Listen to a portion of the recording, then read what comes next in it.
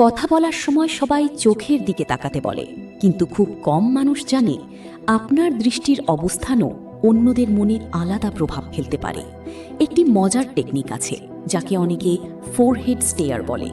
পরের বার কোনো গুরুত্বপূর্ণ আলোচনা বা প্রেজেন্টেশনে চোখের দিকে সরাসরি তাকানোর বদলে মাঝে মাঝে সামনের ব্যক্তির কপালের মাঝামাঝি অংশে ফোকাস করার চেষ্টা করুন। মজার বিষয় হলো, বেশিরভাগ মানুষ বুঝতেই পারে না আপনি চোখে তাকাচ্ছেন নাকি কপালে, কিন্তু এতে আপনার দৃষ্টি আরও স্থির এবং আত্মবিশ্বাসী মনে হতে পারে। এখানেই 90% মানুষ ভুল করে। তারা নার্ভাস হয়ে বারবার চোখ সরিয়ে ফেলে, আর এই ছোট অভ্যাস তাদের অনিশ্চিত দেখায়। কিন্তু যখন আপনার দৃষ্টি শান্ত ও স্থির থাকে, তখন মানুষ আপনাকে বেশি মনোযোগ দিয়ে শুনতে শুরু করে। তবে মনে রাখবেন, অতিরিক্ত সময় একভাবে তাকিয়ে থাকা অস্বস্তিকর লাগতে পারে, তাই এটি স্বাভাবিকভাবে ব্যবহার করুন। অনেক সময় প্রভাবশালী দেখানোর রহস্য বড় কোনো কথা নয়, বরং এমন ছোট ছোট আচরণ।